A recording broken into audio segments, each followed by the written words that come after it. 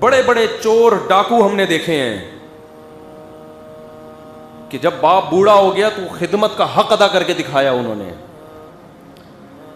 تو اس لیے یہ جو لبرل طبقہ ان کی باتوں میں مت آؤ, ان کے بڑھاپوں کو دیکھ کے عبرت حاصل کیا کرو, ان کے بڑھاپوں کو دیکھا کرو. تنہا ان کو کوئی پھر یہ ٹی وی چینل بھی نہیں پوچھتے تھوڑی سی عمر, اور لڑکیوں میں تو یہ زیادہ ہوتا ہے کیونکہ عورتیں بہت جلدی ڈھلک جاتی ہیں, ان کو تو پھر بالکل بھی لفٹ نہیں. ہمارے ایک دوست کو ملی ایک ماڈل دبئی ایئرپورٹ پہ, وہ اپنا واقعہ سنا رہے تھے. وہ ماڈل ان کے پاس آئی اور میں نہیں تھا, وہ لوگ کہتے ہیں اپنا واقعہ بعد میں دوستوں پہ رکھ کے ڈال دیتے ہیں کیونکہ ماڈل آئی نا, وہ انہی کے پاس آئی تھی, میرے پاس نہیں آئی تھی.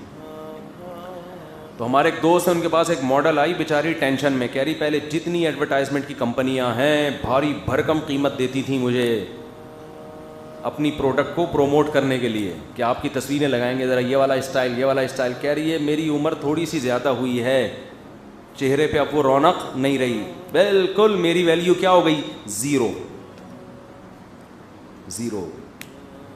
اور شادی بیاہ کیا نہیں, بچے ہیں نہیں, اس چکر میں کہ بھائی شادی ہوگی تو باؤنڈ ہو جاؤں گی, بچے ہوں گے تو پھر ماڈلنگ کون کرے گا, جا کے بچے پالوں گی یا ماڈلنگ کروں گی.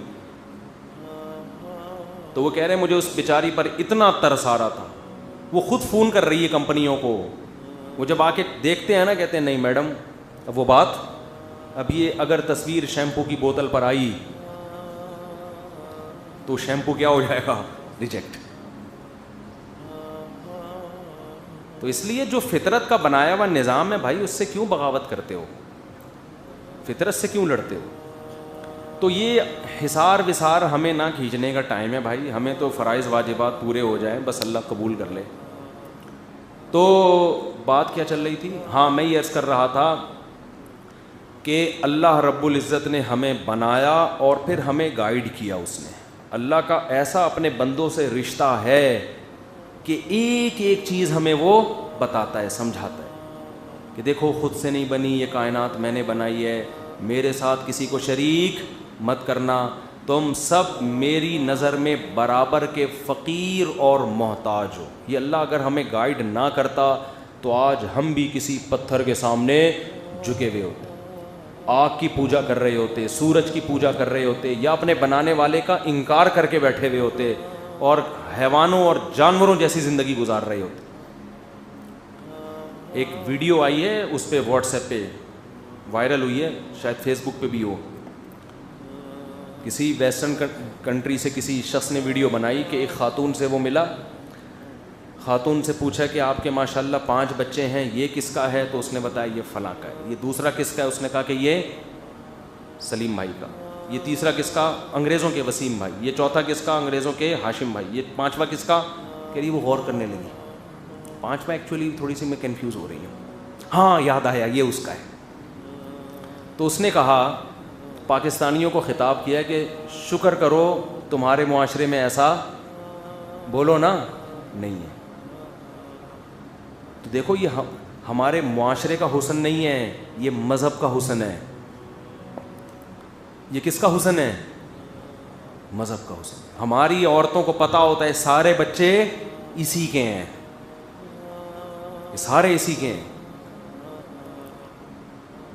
تو اللہ نے ہمیں پیدا کیا اور اللہ نے بتایا کہ میرے ساتھ کوئی شریک نہیں ہے.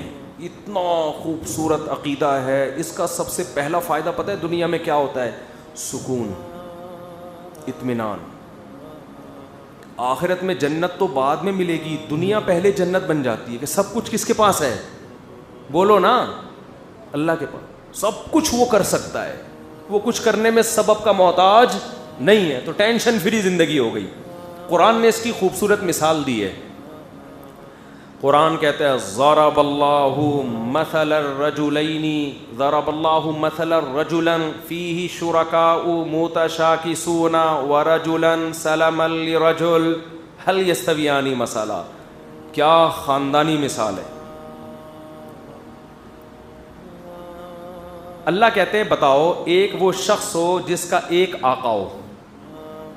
غلام کا آقا کتنے ہیں, ایک آدمی کا غلام ہے. وہ زیادہ سکون میں ہے یا وہ جس کے بہت سارے آقا ہوں. غلام ہے لیکن اس کو ملکیت 10 آدمیوں کی ہے اور وہ 10 آپس میں لڑاکو بھی ہیں. ایک کہہ رہا ہے یہ کرو, دوسرا کہہ رہا ہے یہ نہیں کرنا بلکہ بولو یہ کرو, تیسرا کہہ رہا ہے نہیں یہ نہیں کرنا بلکہ. دیکھو ابا بھی ایک ہوتا ہے, اماں بھی ایک ہوتی ہے. جو سچی مچی کی اماں ہے وہ کتنی ہوتی ہیں؟ ایک ہوتی ہے. تو آدمی کو پتا ہے ماں کی جتنی بھی محبت ہے میں نے اس ایک کو دینی ہے, بس سکون میں ہوگا نا. اگر دو مائیں ہوتی ہیں, دونوں سچی مچی کی ہوتی ہیں اور دونوں کا آپس میں اختلاف بھی ہوتا, تو ماں کے حقوق ادا کرنا آسان تھا یا مشکل تھا؟ بہت مشکل ہو جاتا. ابا کتنے ہوتے ہیں بولو؟ ایک. تو انسان کو پتا ہے یار میری باپ والی تمام محبتیں کس کے لیے ہیں؟ بس اس کے لیے ہیں. دو ہوتے, وہ کچھ کہہ رہے ہیں وہ کچھ کہہ رہے ہیں, ٹینشن میں آتا ہے انسان. تو قرآن کہتا ہے کہ جو توحید پرست ہے اس کا آقا صرف ایک ہے, اس نے صرف اس کو خوش کرنا ہے. اگر وہ کسی اور کو خوش کرے گا بھی تو کس کو خوش کرنے کے لیے؟ اس اللہ کو. تو بتاؤ یہ آدمی زیادہ سکون میں ہے یا وہ جس کے سینکڑوں خدا ہوں, اس کو پتہ نہیں ہے کہ میرا فالج مزار پہ جا کے ٹھیک ہوگا یا مسجد میں جا کے ٹھیک ہوگا؟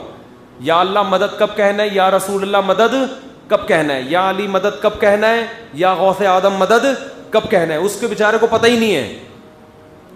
ہم تبھی تو مشرکین سے سوال کرتے ہیں کہ کون سی چیزوں میں ہمیں اللہ سے مدد مانگنی چاہیے, کون سی چیزوں میں رسول سے. آج تک وہ اس کا جواب نہیں دے سکے. اس میں مدد کس سے مانگنی ہے؟ اللہ سے. اس میں انسان کو سکون اور آپ کی عزت بھی ہے اس میں, اس لیے کہ جتنی مخلوق ہے وہ ہمارے جیسے محتاج ہیں. تو مجھے اللہ نے عزت دی ہے, میں سامنے والے کے اس کے سامنے سر کیوں جھکاؤں بھائی؟ انسان کے سامنے جب جھکتا ہے تو اس میں اس کی ذلت ہے. تو میں کیوں جھکوں کسی کے سامنے؟ تو بھی میری طرح محتاج ہے, میں کیوں مانگوں تجھ سے؟ اس میں انسان کی طبیعت میں استغنا پیدا ہوتا ہے, اس کی اپنی نظر میں اس کی عزت بڑھتی ہے کہ میرے خدا نے مجھے اپنی جیسی مخلوق, میری جیسی مخلوق کے سامنے جھکنے سے منع کر دیا ہے, تو کیوں جھکوں میں اس کے سامنے؟ یہ کیا لگتا ہے میرا؟ یہ بھی میری اتنا ہی محتاج ہے جتنا میں محتاج. تو اس سے آپ کی نظر میں آپ کی عزت بڑھتی ہے. اور جو شرک کرتے ہیں وہ کبھی کسی کے سامنے جھک رہا ہے, کبھی کسی کے سامنے جھک رہا ہے, کبھی کسی کے سامنے, کبھی بابوں کے سامنے جا کے جھک رہا ہے, کبھی چڑھاوے چڑھا رہا ہے بکروں کے مزاروں پہ جا کے.